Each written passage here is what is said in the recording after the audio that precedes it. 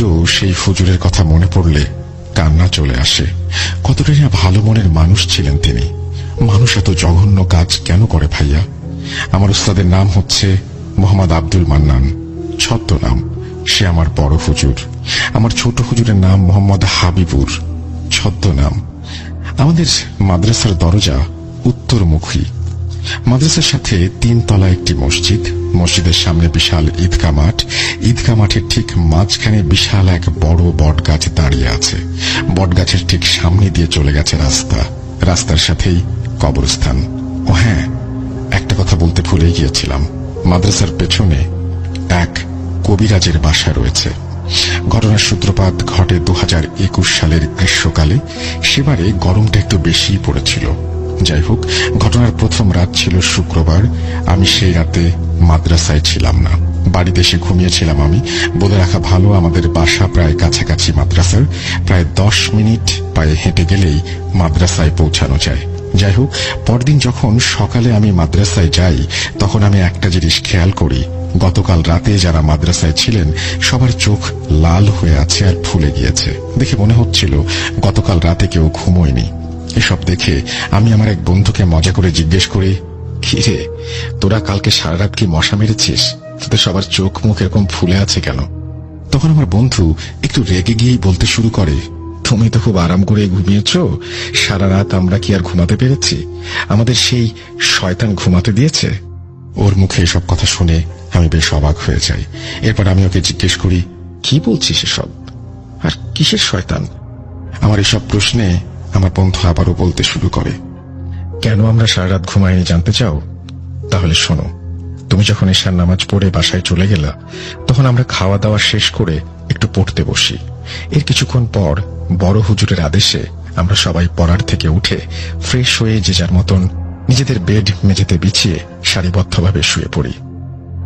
বলে রাখা ভালো, বড় হুজুরের রুম ছিল আমাদের রুমের ডানে, আর ছোট হুজুরের রুম ছিল আমাদের রুমের বামে, এবং মাঝের রুমটা ছিল আমাদের। কিছুক্ষণের মধ্যে আমরা সবাই শুয়ে ঘুমিয়ে গেছি। হঠাৎ করে আমাদের সবার ঘুম ভেঙে যায় প্রচন্ড গরমে। ঘুম ভাঙতেই আমরা সবাই লক্ষ্য করি ফ্যানটা অফ হয়ে গিয়েছে। এত রাতে ফ্যান অফ? কোনোদিন তো এমন হয়নি। ঘড়ির দিকে তাকাতেই দেখি রাত 12টা বাজে। উঠে বসে আছি, কিছুতেই ঘুম আসছে না। কি করব ভেবে পাচ্ছি না। ঠিক তখনই খেয়াল করি বাইরে থেকে অনেক শব্দ ভেসে আসছে।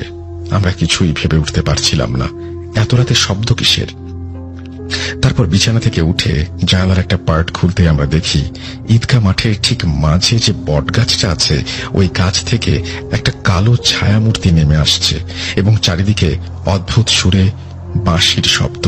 সেই ছায়ামূর্তিটি গাছের থেকে নেমে চোখের পলকে সোজা ছোট হুজুরের রুমের জানালা দিয়ে তার রুমের ভেতর প্রবেশ করে। এসব দেখা মাত্রই আমরা ভয়ে যে যার মতন শুতে চলে যাই, কিন্তু ঘুম আসছিল না। আমাদের কারোরই ঘুম আসছিল না।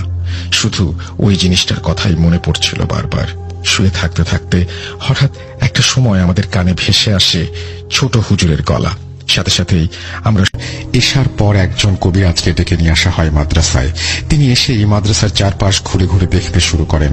দেখা শেষ হলে তিনি বলেন, মাদ্রাসায় কিছু খারাপ জিনের আবির্ভাব হয়েছে। আমার 2টো জিনিস লাগবে, 4 কেজি দুধ আর একটা কাঁসার থালা। এরপর আমরা কবিরাজকে 4 কেজি দুধ এবং একটা কাঁসার থালা এনে দেই। এরপর এগুলো নিয়ে কবিরাজ মাদ্রাসার বাইরে চলে যান এবং যাবার আগে আমাদের সবাইকে বলে যান যে সে না বলা পর্যন্ত কেউ যেন বাইরে না বের হই। এই বলে কবিরাজ মাদ্রাসার উঠোনে চলে যান। এরপর আমরা সবাই নিরুপায়ের মতন বসে থাকি, কবিরাজের অপেক্ষা করতে থাকি। বাইরে কি হচ্ছে বোঝাও যাচ্ছে না। কিছুক্ষণ পর শুরু হয় প্রচন্ড ঝড়। প্রায় আধা ঘন্টা পর মাদ্রাসার বাইরের পরিবেশ একদম শান্ত হয়ে যায়। এরপর কবিরাজ বাইরে থেকে আমাদের রুমে আসেন এবং বলতে শুরু করেন, আমি এই সমস্যাটি সাময়িক দূর করতে পেরেছি, কিন্তু সেই জিনগুলো আমাকে একটি শর্ত দিয়ে গিয়েছে।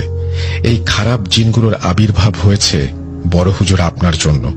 আপনাদের মাদ্রাসার পেছনে একজন কবিরাজের বাসা রয়েছে, সেই আপনার উপর ক্ষিপ্ত হয়ে এই জিনগুলোকে আপনার উপর চালান করেছে। কারণ আপনি এই মাদ্রাসায় আসার পর থেকে এলাকার মানুষ বিভিন্ন ঝাড়ফুঁক করানোর জন্য আপনার কাছে আসতেন, যার ফলে সেই কবিরাজ আস্তে আস্তে এলাকার মানুষের আস্থা হারায় বা এলাকার মানুষ তার কাছে যাওয়া বন্ধ করে দেয় এবং